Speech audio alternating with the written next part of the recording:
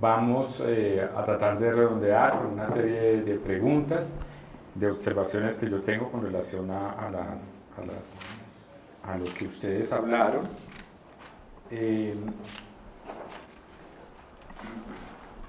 el caso de Mauricio, bueno, quiero recordar que tenemos dos objetivos. Uno, de tratar de acotar, acercarnos a qué es eso de la creación.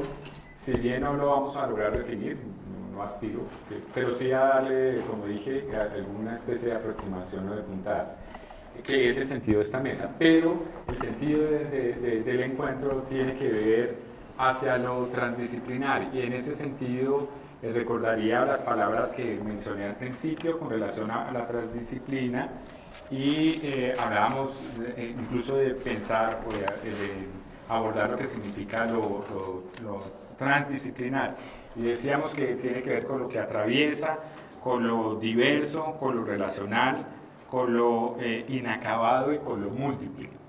Y agregaría unas palabras que vienen de todos ustedes. Por ejemplo, ¿qué es eso de, en el caso del profesor Voronkov, qué es eso de los arreglos? Cuando uno está arreglando, cuando hace un arreglo en música, lamentablemente pues no está.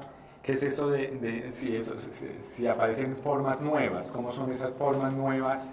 Y digamos que lo habíamos planteado, la relación entre la interpretación, la composición y la creación. Y allí parece que hay algo que es importante, y es la noción del arreglo. Y él mencionó de manera reiterativa la palabra probar. Y creo que en la última imagen que aparece allí, él prueba, pero fíjense que tendríamos que mirarlo desde el campo de la creación. ¿Qué significa probar en creación? Apostarle, si es una apuesta, pero si en esa apuesta, y es una especie de pregunta para todos ustedes, ¿qué es lo que ponemos a prueba? ¿Qué es lo que ponemos a prueba en la creación? ¿A qué le estamos apostando en la creación?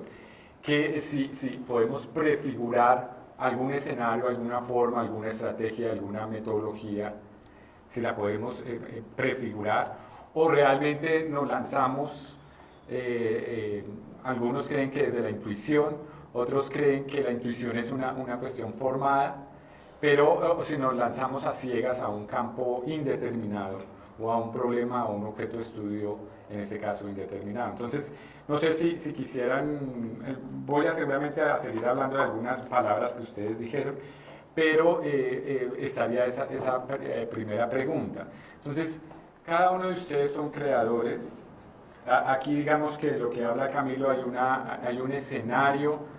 Me parece que sería como más interesante que estuvieran aquí adelante.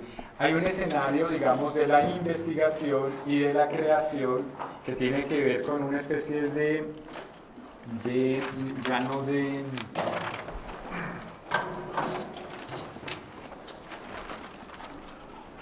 que tiene que ver con el campo de la creación. Si Camilo quisiera retomar las palabras proyección y simulación, que parecen ser también importantes. Entonces, pues ahí está la pregunta, para ver si ustedes nos ayudan a tratar de darle forma. ¿Fue clara la pregunta? Como de ese lugar, como de lo insospechado, pero si eso de insospechado no tiene una preparación, entonces pues la pregunta está para ser contestada por ustedes, y seguramente hay otras preguntas. Si quiere, damos primero lugar a esta pregunta. Complementar lo que usted ha preguntado, porque es que creo que faltan unas variables ahí en esa cuestión. No, una es la originalidad y otra es la recreación. Sí. Y hablar de interpretación, recrear una forma, por ejemplo, en el caso de las músicas colombianas, cuando empiezan a tener otro vehículo que es, por ejemplo, lo sinfónico, entonces sueña un tanto como de extrañeza, ¿cierto? Pero bueno, no está el profesor Voronkov, seguramente pues van a haber interpelaciones, y pues les doy la palabra. Yo quisiera hablar sobre lo experimental, entonces, en artes.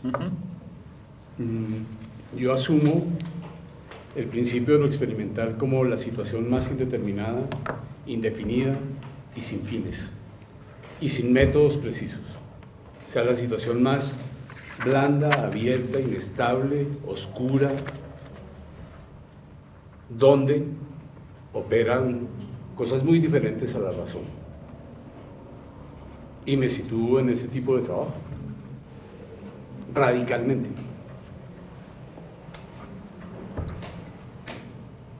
Bueno, ¿terminaste? Sí, después para analizarlo sobre lo experimental, sobre lo de probar. David pregunta como sobre la apuesta, ¿no? Digamos que siempre que en mi caso me enfrento a desarrollar cierto proceso, cierto proyecto que está esbozado hasta ahora, me enfrento como a un bloque de preguntas, como a un camino desconocido, pero del que yo desde el principio sé que como que no voy a obtener respuestas certeras ni que se van a hacer postulados como concisos, claros, concretos, sino que por el contrario se van a multiplicar esas preguntas y que en cierta forma va a haber respuestas a cosas que no fueron la pregunta inicial. Entonces es un poco lo que yo quiero señalar es de ese carácter orgánico del proceso de creación, ese carácter como que tiene pulsiones, que está completamente como vivo, casi que él va señalando las rutas, y sí, por supuesto, hay una planeación, hay unas directrices, hay una bibliografía, hay un método, pero creo que lo que por sobre todas las cosas prima en el proceso de creación es esa cosa como de transformación permanente, incierta, ¿no?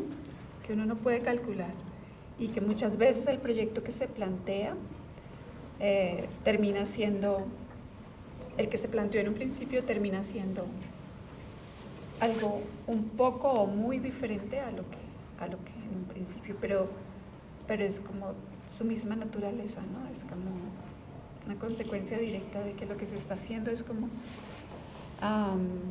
crear, inventar, producir algo nuevo y no tanto descubrir algo que ya está ahí, que sería algo que como más, digamos, afín a la investigación científica, que es como perseguir una verdad que está ahí, pero que hay que excavar para encontrarla.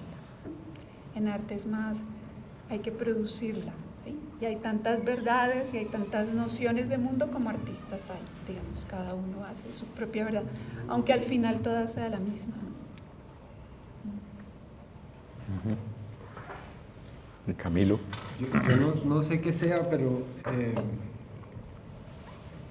pensaría que en las ciencias sociales, porque realmente yo considero que la ciudad y el urbanismo está inmerso dentro, es la gente la que vive en las ciudades, ¿no? Por más técnica que tengamos nosotros respecto a los edificios, a las vías, estamos hablando de la forma como vive la gente. Tenemos que darles la mejor forma de vivirla, mal llamada calidad de vida, ¿no? Lo que escucha uno.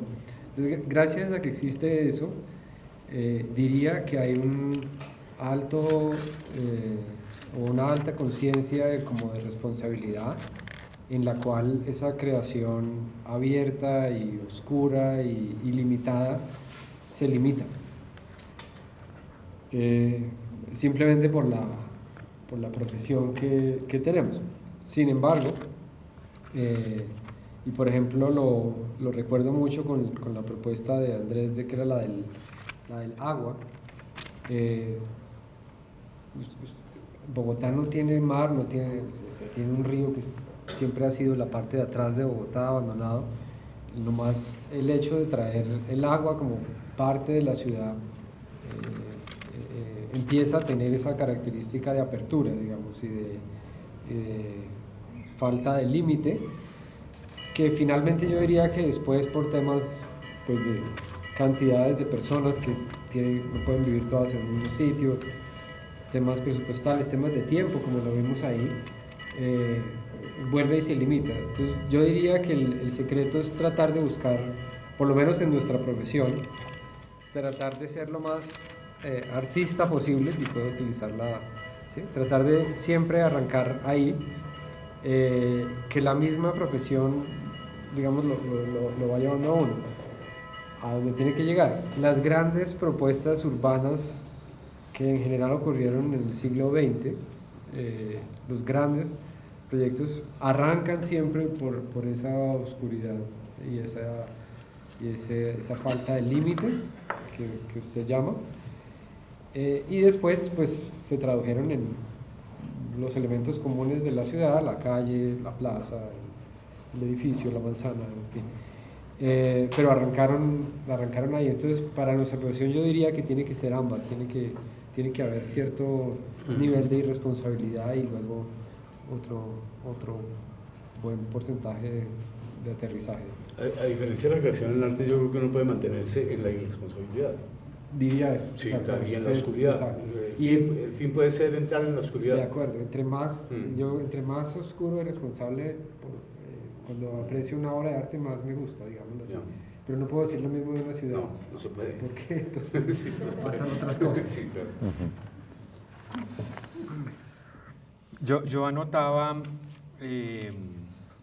alguna manera como Mauricio habló de su experiencia en Orebro y hablaba que Mauricio parte de una indagación de un territorio, un poco se preguntó sobre digamos, las tensiones alrededor de ese territorio.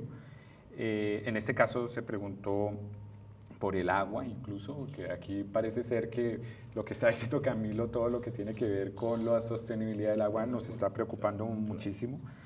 Y eso tendría que ser, si bien es un objeto de estudio, también puede ser, digamos, visto como una noción de problemática.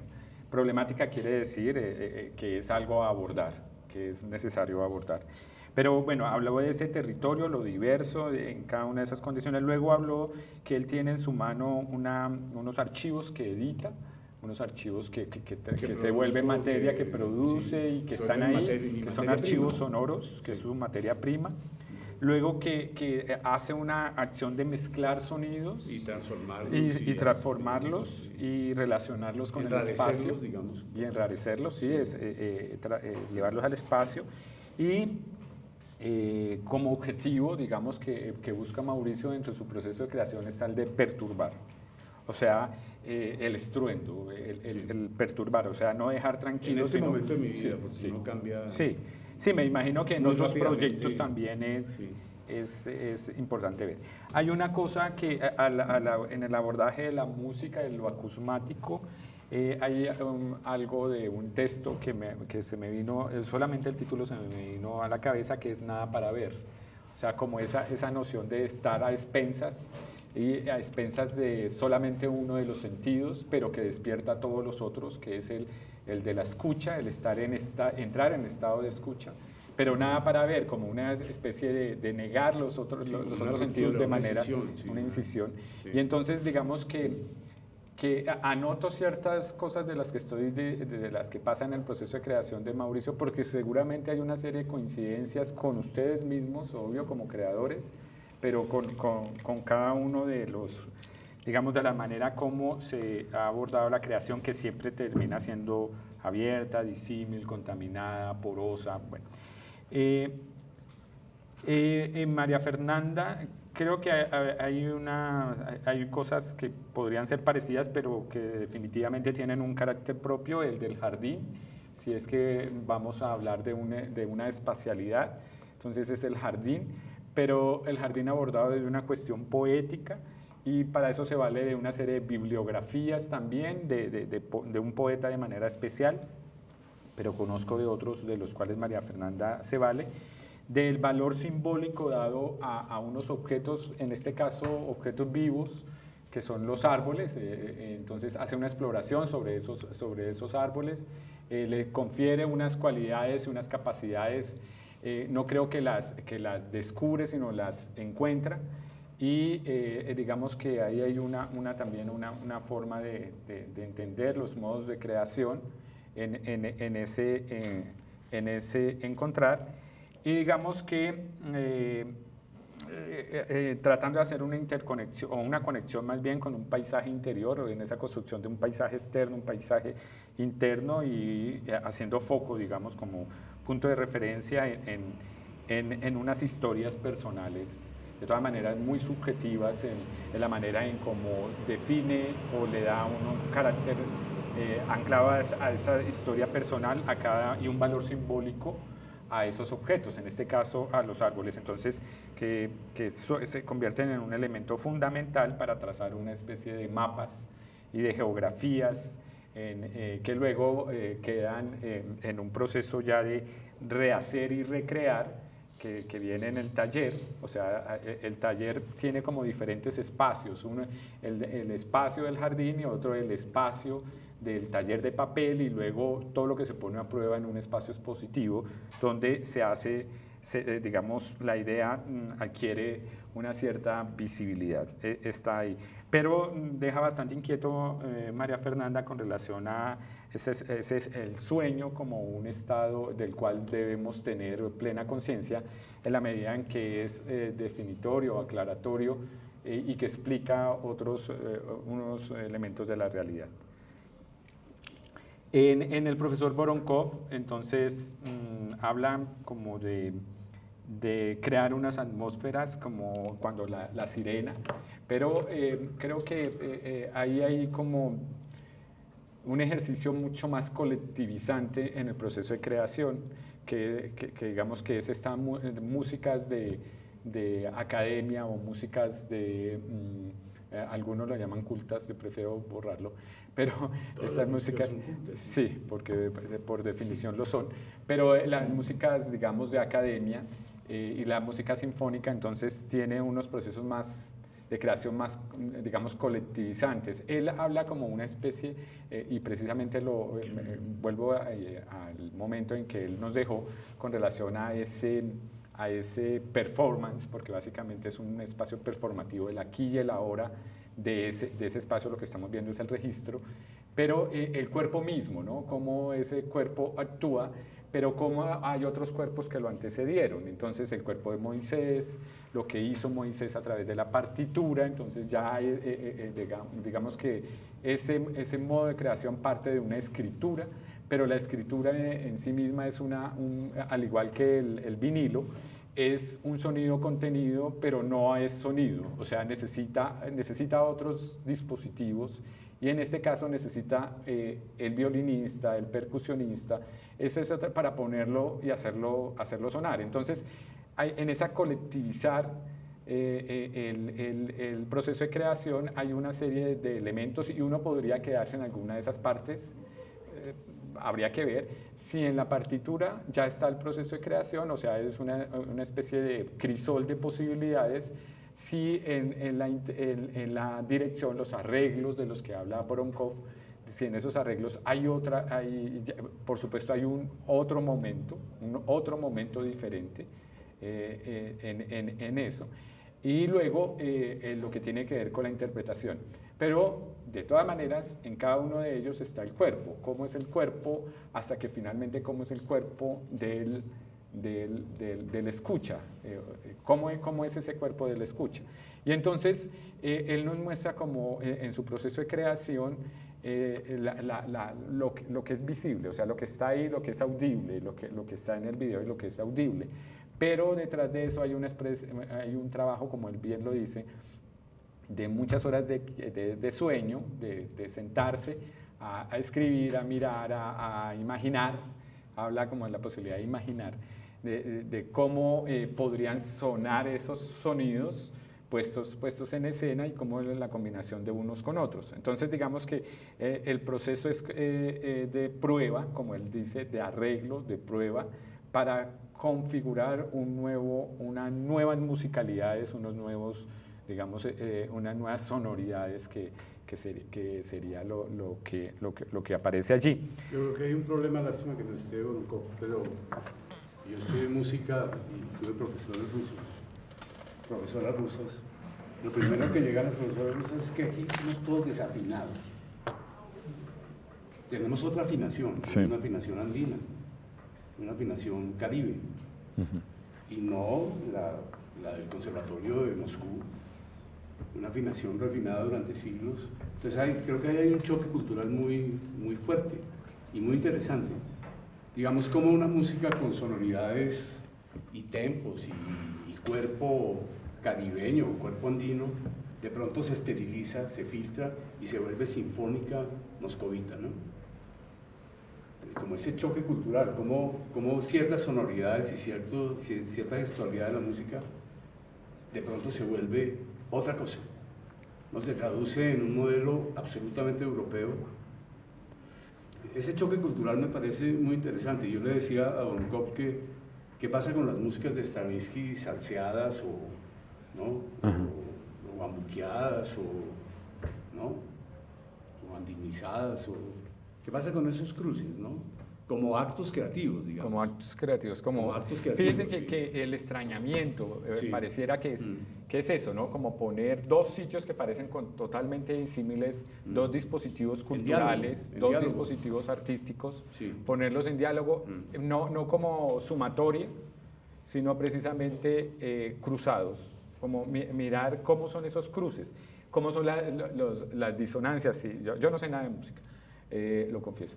Pero, ¿cómo serían esas disonancias? ¿Cómo serían esas, ya no armonías? No sé, ¿no? No, es como lo que pasó con la marimba de Chonta, que La tenía marimba una de Chonta. afinación distinta, Sí. y de pronto el mercado musical hizo que las marimbas de Chonta se afinaran a la manera europea. Es como se pierden ciertas sonoridades y ciertas orejas, porque el imperio de la música académica europea se impuso. El conservatorio nuestro, bueno, la universidad nuestra es europea, pero el conservatorio más aún. Es un modelo europeo instalado, pero ese problema cultural hay que pensárselo también. Claro, porque creo que ahí está la riqueza, precisamente en esa diferencia. Creo que un poco lo que tú decías con relación a los estudiantes, las diferentes miradas de cada uno de esos estudiantes dan unas respuestas, porque lo que digo, ¿no? Seguramente vienen de diferentes estratos sociales, vienen de diferentes entornos familiares, por supuesto, diferentes visiones de mundo, y dan respuestas diferentes al mismo objeto. Creo que ahí está lo transdisciplinar, en cómo desde esas diferentes miradas, no a priori, sino digamos que hay una especie de feliz encuentro, digámoslo, si es que queremos ver el lugar de la transdisciplina, vuelvo y digo, no como un lugar deseado, sino como una especie de manifestación previa, una manifestación, porque es que si no, un poco como empecé con esta mesa, el problema para esta facultad es que se rigidizó. Pero no es solamente esa facultad, del arte mismo. El arte mismo se volvió tan serio porque empezó a ser interpelado y a ser sofisticado y a ser demasiado programado y se academizó. Se volvió demasiado aburrido, la verdad se volvió aburrido. Y un tanto le pasa a esta facultad, se ha vuelto demasiado aburrida. Y digo porque no hay espacios en los cuales podamos vernos, podamos hablar, podamos crear, sino que cada uno estamos metidos dentro de nuestra maestría, pregrado, ¿sí? Y hemos segmentado y hemos hecho compartimentos para cada uno de los campos del conocimiento y no nos damos cuenta de lo cercanos que estamos, porque hemos generado esos espacios y creo que eso es culpable las disciplinas. Yo no estoy diciendo en contra de la disciplina, porque creo que es un lugar de afirmación, pero si estamos pensando, lástima que no le propuse al decano,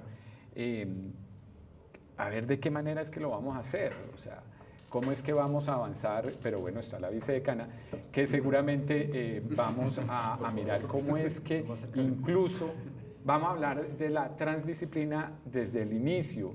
Y entonces, claro, todo el mundo dice, ay, pero es que la transdisciplina no permite generar asignaturas precisas con objetivos específicos y entonces no se puede poner en créditos y entonces no nos podemos organizar en una estructura académica, racional y en esta universidad.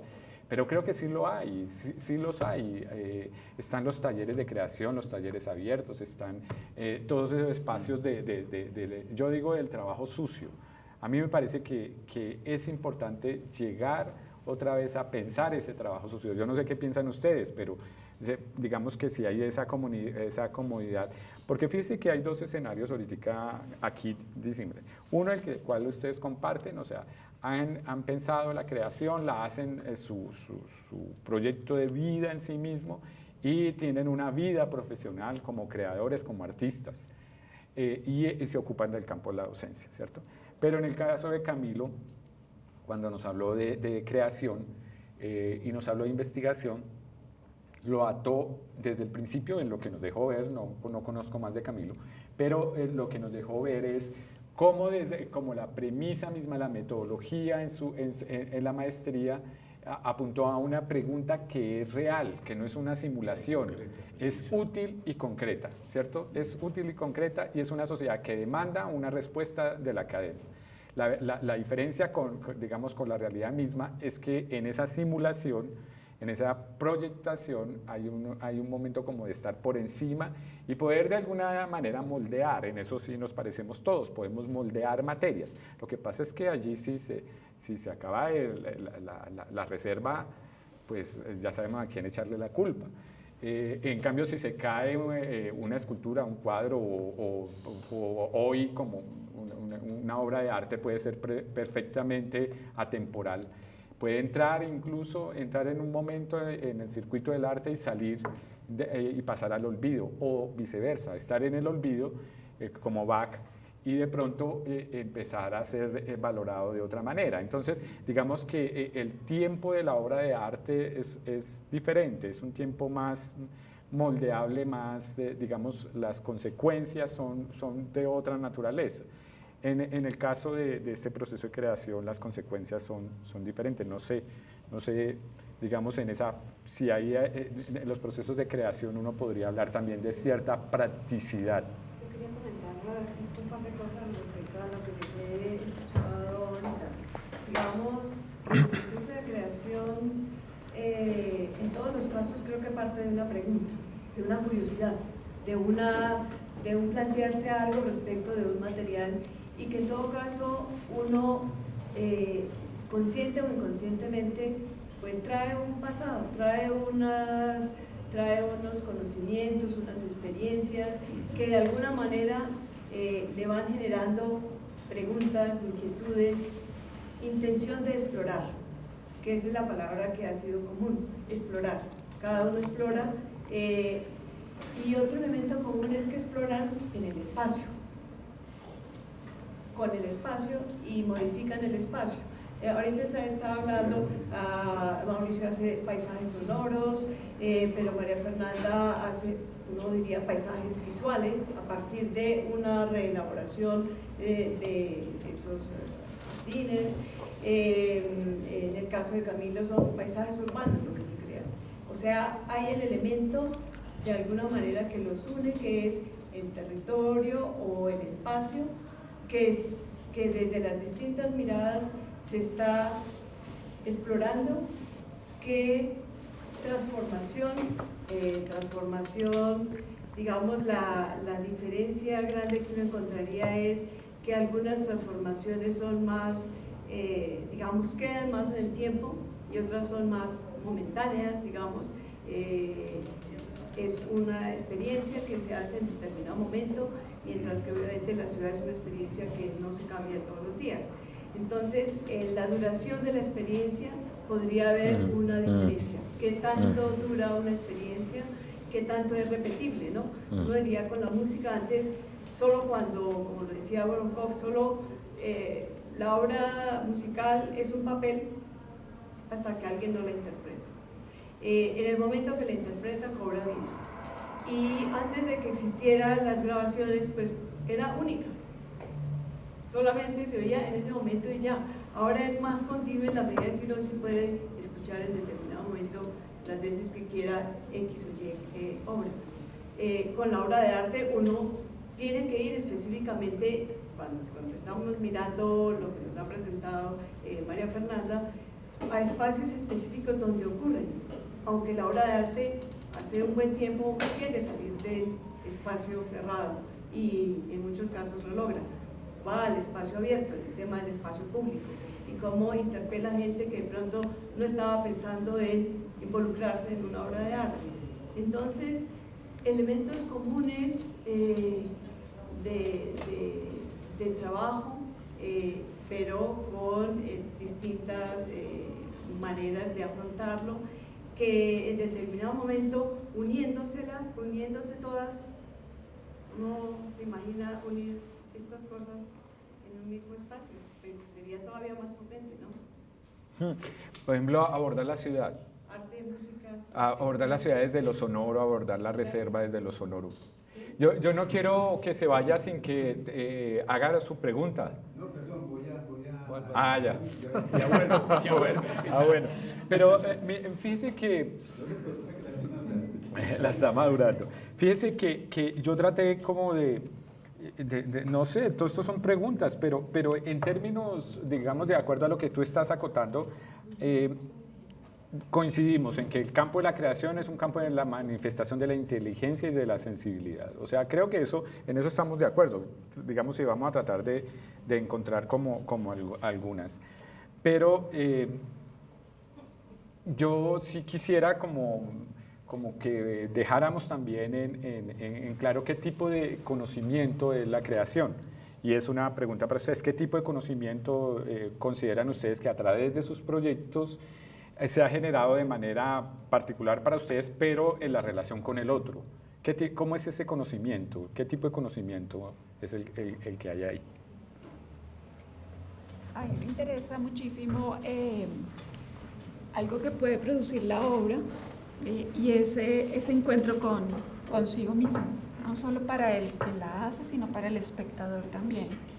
Entonces, me gusta mucho citar a Barnett Newman, el pintor norteamericano de los 50, que hace una obra sobre la que Lyotard dice que es el anuncio mismo, que es el ángel, porque no habla de otra cosa, de otro espacio ni de otro tiempo, sino del instante mismo. Entonces dice Lyotard, la obra de Newman es el ángel. No anuncia nada, es el anuncio mismo. Y es porque frente a ella intentan, y dice Newman, que el espectador simplemente se encuentre consigo mismo. Ante ese rojo inmenso, cuando el rojo es ahora, que es una obra, no lo saque de este instante a otro tiempo, ni lo saque de este lugar a otro espacio, sino simplemente cobre conciencia del instante, ¿no? A mí me parece muy interesante esa posibilidad que tiene el arte. Y por supuesto en muchos trabajos le apuntaría a eso, porque a través del autoconocimiento pues se puede después hacer un conocimiento mayor hacia un montón de ámbitos y de temas y de lugares del mundo, ¿no? Si no hay ese autoconocimiento, de pronto se anda un poco a tientas o de pronto no sé, todo así como llega va saliendo, ¿no? Creo que hay una gran fortaleza en eso, que es el poder, digamos, de los poderes más, de las cosas más maravillosas que tiene el arte cuando uno está en su taller, es como un enfrentamiento permanente como con uno mismo, con sus fantasmas, con sus recuerdos. Y por supuesto con la materia a la que está investigando, leyendo, buscando, es desde lo que es uno, siempre será, ¿no? Que uno lo mira desde su punto de vista y lo que produce será, obviamente, mirando ese objeto de conocimiento, sea el que sea, pero la mirada que está primando es la del artista que la está produciendo, ¿no? Mauricio. Es que esa pregunta es imposible y creo que no es qué tipo de conocimiento, sino yo sí pienso que el arte solo se explica con el arte. No necesita palabras, no necesita textos, no necesita ese conocimiento alfabético, sino yo creo que, como dice María Fernanda, la obra misma, la experiencia con la obra misma es el conocimiento que produce. La obra se basta a sí misma. Y el arte es una forma de producción de conocimiento en esos términos. Otra cosa es investigar sobre el arte, reflexionar sobre el arte, estudiar el arte, pero la creación de la obra de arte es eso mismo. Ahí está el conocimiento. Y la circulación y el efecto sobre el otro, o lo que sea, pero se basta a sí misma. Un escolio, ¿cómo se llama nuestro filósofo famoso de los escolios? ¿Ah? Nicolás Dávila. En uno de sus escolios así contundente, el arte solo se explica con el arte. Punto. No necesita un discurso al lado. Esa es una discusión académica fuertísima porque necesitaríamos una actitud casi analfabeta de los artistas. O sea, presentar tesis en la maestría sin texto. Porque el texto es la obra misma. No necesita nada más.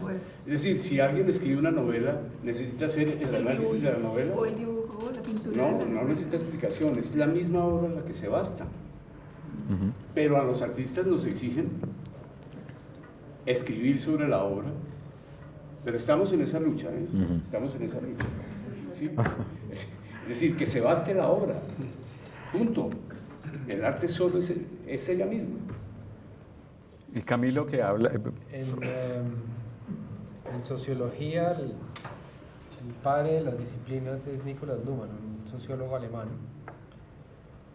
que hablaba de cómo con la modernidad la sociedad se fue fragmentando en disciplinas. Ustedes van a donde un médico y el médico les dice, le vamos a hacer una artroscopia. Uno queda, ¿no? Tradúzcame eso, porque yo no hablo su lenguaje. O uno va donde un abogado y dice, estamos entablando una querella. Uno le dice lo mismo, tradúzcame eso.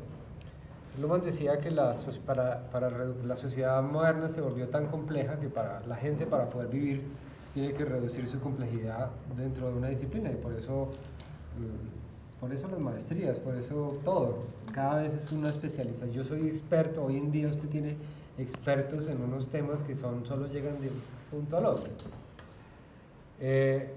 Luhmann antes de morirse dijo que la parte interesante de la sociedad futura, inclusive la sociedad que iba más allá de la modernidad, iba a ser la sociedad que trasciende disciplinarmente esos lenguajes. Entonces, traduciendo todo esto, me estaba preguntando qué hubiera pasado si al principio de nuestro taller a cada uno de los 5 grupos le hubiéramos metido unos artistas, unos músicos, ¿sí? Unos expertos en otros temas que manejan unos lenguajes completamente diferentes y que probablemente están interesados en crear cosas de una manera completamente diferente a la cual tradicionalmente esos alumnos trabajan, los urbanistas, digamos, los que tienen que ver con urbanismo. Entonces nos va a tocar hacer un taller así, esperar que otro alcalde vuelva y proponga otra cosa. De papaya, sí. Y revisar cuáles son los resultados, porque estoy seguro, casi que vuelvo al mismo punto de antes, lo que lograríamos sería, en esa transdisciplinaridad, lo que lograríamos sería llegar a otros lugares, serían otros lugares, que finalmente volverían, y yo imagino que el artista después de 6 meses, o un taller de 4 meses, de inmersión en urbanismo, al final dice, déjeme hacer mi obra de arte, porque es que ustedes están haciendo ahí maquetas y edificios, y bueno, ¿sí? Y entonces cada uno volvería tal vez a su lenguaje, pero claramente estaríamos afectándonos. No, yo pensaría que inclusive un paso más adelante que a lo que llegamos, porque simplemente estamos abriendo el espectro y dejando otras miradas, ¿no? Hay una pregunta que está levantando la mano. La pregunta sencilla es, ¿la creación sería una manifestación caótica o inteligente?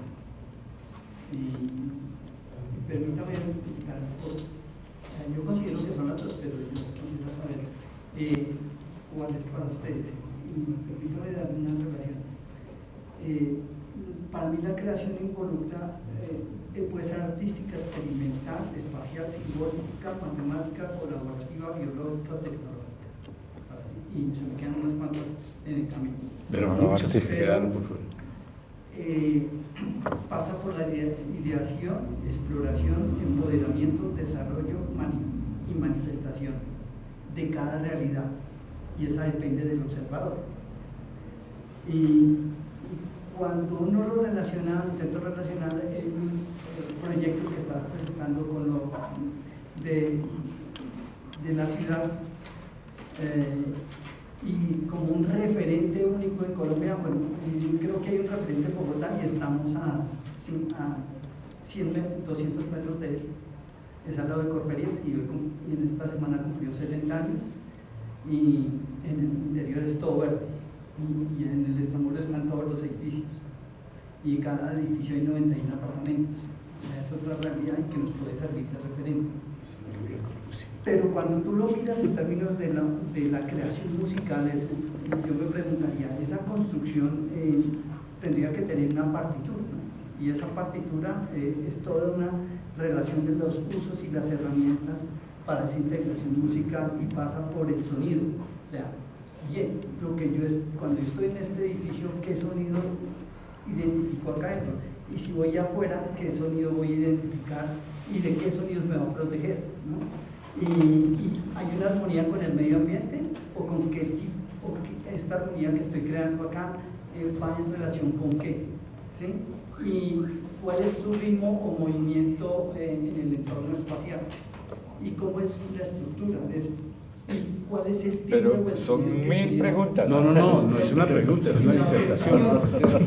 ¿Cómo funcionaría todo esto si la creación fuera caótica o fuera inteligible? No sé. Yo creo que no hay diferencia entre inteligible y caótico. No hay ninguna diferencia. Sí, habría que empezar a definir qué Claro. es el caos, ¿no? Porque, por ejemplo, Deleuze dice que el caos es el lienzo en blanco. ¿Por qué? Porque ahí cabe todo. Todo. Todas las posibilidades. Y cuando El se- espacio vacío. Como el silencio. Exacto. Y cuando se hace El una línea, silencio. ya no es tan Mm. caótico porque ya se escogió algo. Ya esa línea marca un límite, marca un comienzo, elimina otro tipo de líneas, Exacto. es la que se escogió. Mm. Yo pienso que un proyecto tiene esa connotación también de como partir de lo caótico cuando se está como en el inicio, en las 1000 preguntas, y pues debe tener rasgos claros de inteligencia, por supuesto, para que se logre, pero también de sensibilidad, de intuición, de metodología. Y Son- puede volver al punto en blanco Perfecto. o al silencio. Para crear su propio blanco, Sí, incluso. claro, exacto. Su propio lienzo en blanco. Sí. Es como el lienzo, es el símil de todas las probabilidades y todas las posibilidades. Sí. Y creo que ese es el campo de la creación las tiene. Es importante anotarlo como un campo de posibilidad, un campo totalmente productivo, pero no en términos de progreso, sino porque no se trata de progreso. La creación no tiene que ver con la utilidad y el progreso. La creación tiene que ver con el sujeto, y tiene que ver con la prueba, y tiene que ver con el error, y tiene que ver con el hallazgo, y tiene que ver con el sorprenderse, y tiene que ver con el silencio, con el vacío, con el sentido y el sinsentido. Entonces, por eso Sí. el lienzo en blanco o el espacio vacío o el silencio son los espacios fértiles para la creación, que es muy difícil de poner en un proyecto, que creo que ahí es donde fallamos Sí, en las el problema de los convocatorias. malditos proyectos. Porque en las convocatorias se piden cosas como cuál es el producto de su investigación o de su proyecto de creación. En nuestras propias. Por eso, Sí. Yo creo pero Camilo, ahí el problema es que son cosas diferentes. O sea, una cosa es la ciencia, la academia, el proceso de investigación, ¿sí? Lo que le enseñan a cualquier persona cuando va a hacer un doctorado. Y otra cosa, y que más que todo es como una prueba, o es lo que prueba que el proceso está hecho como debe ser. Es decir, uno coge y le pregunta, ¿usted formuló las preguntas? Sí. ¿Propuso un método? Sí. ¿Desarrolló el método? Sí. ¿Llegó a unos resultados? Sí. ¿Eso le funcionaba o no le funcionaba con la hipótesis? ¿Verdadero o falso? Listo. Digamos que ese ejercicio pues ha estado en toda la historia de la humanidad, pero yo creo que se se aparta. Nos toca funcionar así porque estamos dentro en de una la universidad, o sea, no hay nada más que hacer, pero ese no es el objetivo. Nos toca llenar el Hermes, nos toca llenar, o sea, hay una cantidad de cosas que no son el objetivo de lo que estamos haciendo. ¿Sí? El objetivo de cada uno de estos proyectos es muy diferente a la forma como la sociedad actual nos ha dicho que tiene que hacerse. Y tampoco podemos cambiar toda la sociedad, o sea, borremos todos los sistemas que tenemos ahora a ver cómo nos va. Entonces, son dos cosas diferentes, digámoslo así, diría yo. El momento de creación es un momento diferente y se sale de escritura, se sale de metodología, de reglas, ocurre ahí, y luego uno tiene la potestad de decir, vuelvo otra vez al sistema o lo dejo así, en fin, ya tiene otra connotación. Yo creo que en nuestras convocatorias hace falta un punto clave y es la disciplina de confianza. Porque todos los protocolos parten de la desconfianza. Sí. Todos. La disciplina de confianza es, sí, yo confío, señor David Lozano, yo sé que usted es un artista. Listo, háganlo, carta en blanco. Un formato en blanco, a propósito del lienzo en blanco y del silencio. Usted tiene derecho. ¿Cuánto tiempo necesita? 20% de su jornada, 40%, haga lo que quiera. Disciplina de confianza, no la tenemos, no confiamos en nosotros. Todo es regulación, control sobre la desconfianza. Sí, el problema es que estamos en una estructura de indicadores. Ese es el problema. Nos miden por indicadores, o sea, cuánto se invirtió, cuánto tiempo gasta, cuáles son los productos, ¿sí? Cuáles son los impactos, cuál es la cobertura, o sea, son indicadores. Y meter la creación en esos indicadores, pues es matar la creación. Creo que la creación es más orgánica, tú lo decías, o sea, se mueve, se dispara, ¿sí? Esa organicidad del método tuyo que tú hablas, creo que es muy consecuente con lo que podemos identificar en los otros procesos de creación. Ya la investigación, y yo difiero mucho de Patricia cuando en este caso, creo que es una discusión que es muy alentadora con relación a qué es primero, si la creación, la investigación, pero que es que crear es investigar, quién sabe. Entonces, en eso pero no es con Patricia, es en general lo que pasa es que ahora eres la vicedecana. Pero es que ahora eres la vicedecana, entonces eres la cara visible. Está el tema del libro de Sennett, ¿no? De Richard Sennett. En la creación, en el hacer, el artesano va creando y va haciendo y va explorando y va aprendiendo y va investigando. No es una investigación exacta. ¿Es qué tipo de investigación? Pero es una investigación, porque ¿qué es una investigación? Es explorar. Sí, por eso habría que cualificar esa investigación. Explora maneras de expresarse, explora maneras de mostrar el mundo, de representarlo, siempre hay ese tema de la exploración. Entonces, en ese sentido es que yo pienso que sí, que hay esa, digamos, en la creación misma está el hacer. En la arquitectura nosotros lo planteamos desde el punto de vista cuando los estudiantes empiezan a hacer un proyecto y se ponen de una vez a trabajar en los computadores. Les decimos, no, en este momento todavía no hay toda la precisión que se tiene, está en un momento de indeterminación. Hay una cantidad de factores, de variables que están dando vueltas, que un aparato de estos le exige precisión y no es el momento de la precisión. Entonces, en ese y hay una imagen muy bonita ahora se me olvida que en español, en donde está dibujando, pero la tinta con la que dibuja se ha quitado un pedazo de la cabeza y él está dibujando pues con esto.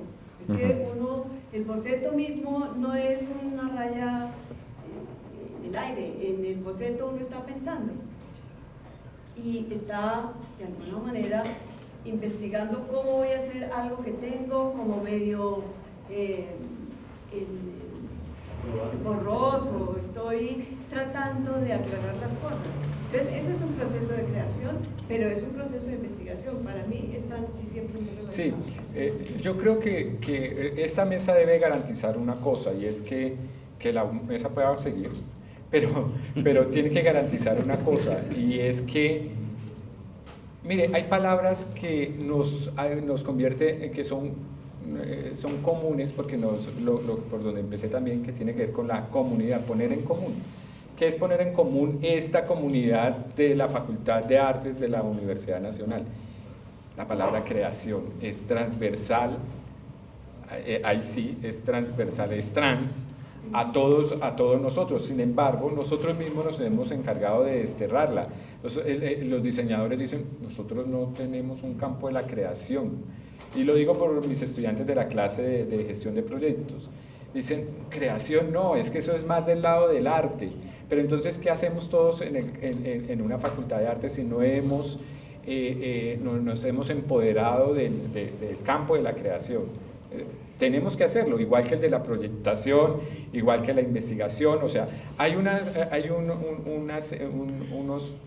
conceptos que están ahí que hacen que nos configuremos como facultad. Pero tenemos que darle un lugar mucho más visible y mucho más consecuente con lo que significa creación, mucho más consecuente, y creo que eso lo logramos en la medida, primero, que lo podemos nombrar, segundo, que lo podemos discutir, que lo podemos incluso que teorizar, si es el caso, que podemos construir historia a partir de eso. Si somos capaces de hacer eso, lo podemos instalar de una manera mucho más tranquila, y creo que cuando digo mucho más tranquila voy por el lado donde dice Mauricio, tiene que ver con la confianza. Entonces, confiar en que lo que está diciendo Patricia, que esos son campos que nos constituyen, que son legítimos y son muy nuestros. No digo yo como para establecer un sistema de privilegios. Yo no estoy hablando de eso, de que como somos tan raros, tan diversos, entonces nosotros no nos parecemos a nada, pero sin embargo estamos en una universidad donde tenemos que estar trabajando y hablando con otros campos del conocimiento. Muchas gracias. Me gustó tanto la pregunta que ya se descompuso. En realidad, cuando yo voy a madurar una cuestión, la inquietud que les quiero plantear en el lo que quiero es ser concreto y no pasarme la divagando. Concretamente, la crítica mía tiene que ver es con por ese relativismo, por esa problematización, por esa complejización y sobre todo por esa experimentación al extremo, es lo que el arte para mí ha perdido su esencia. Por eso el arte ahorita ha perdido su poder resonante, sugestivo, y perdió la esencia, que es porque el artista dejó de ser aquel que preserva una cultura, y el arte dejó de ser aquello que está bien hecho. El artista preservando una cultura a través del bien hacer. Eso fue lo que se perdió, y esa es en esencia mi crítica a aquello con lo que se casó la academia, ¿sí? Y que se volvió una hegemonía, porque ahorita los demás artistas, sobre todo los empíricos, que no hemos ido a la academia que inviertan esos valores estéticos que yo creo que los tenemos por naturaleza, pues tenemos oportunidad. ¿Qué más les iba a decir yo? Les voy a poner un ejemplo, porque los ejemplos que ustedes han presentado acá de los trabajos suyos de investigación, pues de pronto puedo ver susceptibilidades. Voy a hablar de otro ejemplo. ¿Qué fue el resultado que dio lo que le encargaron a Doris Salcedo cuando le dijeron, ve, aquí tiene todas estas armas para que las funda y haga un monumento que represente esa sociedad que queremos construir? ¿Saben ustedes qué hizo a Doris Salcedo? Sí. Fundió todas las armas, y ¿qué hizo? Nada. Porque dijo que era a partir de la nada que teníamos que, ¿cómo es que se dice?, que construir esa nación. Entonces, bueno, experimentó tanto en el espacio, como dice la profesora, experimentar en el espacio, que se perdió el espacio, y resulta que ahorita no lo encontramos, no hay nada que les presentar, según ella, ¿no? Yo vine aquí a la universidad a estudiar Derecho, y por avatares del destino me tocó meterme, cuando me salí de Derecho, me tocó hacer un trabajo de investigación sobre una idea que yo tenía, una idea ideográfica, y me tocó meterme en el campo de la heráldica. que como ustedes saben, la heráldica es ciencia auxiliar de la historia. Entonces no solamente me tocó estudiar historia, sino que después me tocó estudiar geografía, me tocó meterme en el área del folclorismo, me tocó meterme en cantidad de disciplinas que ustedes no se imaginan. Entonces, no es la transdisciplinariedad la que va a resolver esa complejidad de la sociedad. Es justamente que la disciplina debe sintetizar, debe recoger esa complejidad justamente en esas normas que la disciplina tiene. Para yo hacer mi trabajo como lo que hice una creación pues fantástica, como es modestia aparte, justamente porque lo que hice no fue divagar en un poco de disciplinas, sino que lo que hice fue toda esa riqueza de todas las demás disciplinas, las concentré para enriquecer la disciplina a la que me había dedicado. Entonces en eso consiste el aporte que puede hacer un investigador, enriquecer su disciplina, no ponerse a divagar en medicina, en ecología, en eso, porque eso es lo que está haciendo el arte, la contemporaneidad del arte.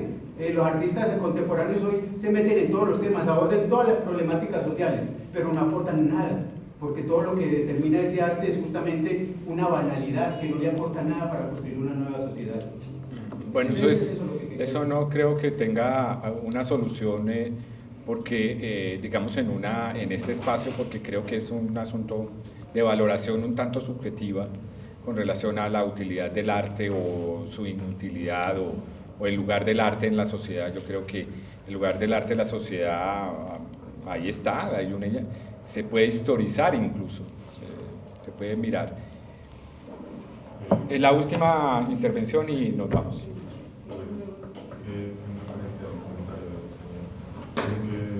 Yo siento que el arte y los procesos creativos se escapan a categóricos que puede ser el bien o el mal. Siento que son procesos que van mucho más allá de eso, porque es una búsqueda. Digamos que el arte, más que hacer un ejercicio o buscar algo físico, está en una acción y en un proceso constante que, digamos, las personas que decidimos tomarlo como proyecto de vida, estamos en una búsqueda y en una ignorancia creativa, y es una pulsión que muchas veces surge hacia algo puntual, algo que puede tener un fin social, o algo que puede ser meramente por satisfacción del artista, o que puede ser una exploración de lo material o de lo vacío, porque no solamente lo físico y lo que se queda y como que lo que tiene útil, es lo que tiene una función. Yo hablo desde como mi trayectoria de vida. Yo estudié otra carrera, como otra cosa antes, y también entiendo la ciencia, entiendo los procesos desde los que se investiga y desde los que se crea, porque desde la ciencia también se crea, pero es un método científico ya validable y útil, y en el arte siento que eso no tiene medida, y es como querer amoldar cosas que no van a tener ninguna razón, porque al fin y al cabo, para que, o sea, como que son preguntas muy pequeñas que estarían encasillando muchas cosas.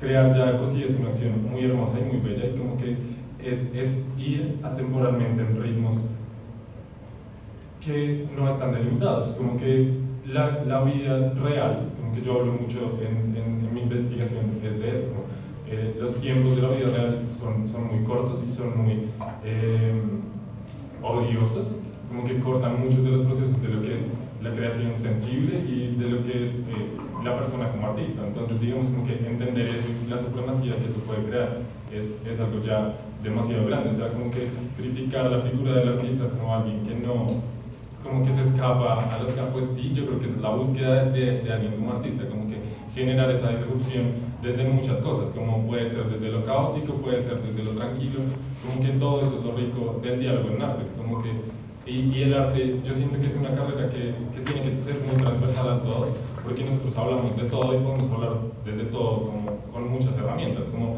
hablando desde lo sonoro, como que la música puede ser arte, pero también todos los sonidos son arte en sí mismos, y como uno los aprovecha, entender el espacio, entender las acciones, como el cuerpo mismo como una forma de arte, desde cómo uno lo piensa, las acciones que uno lleva a cabo, todo eso como que disrumpe. Yo creo que la acción del artista es limpiar, como limpiar todas esas cosas.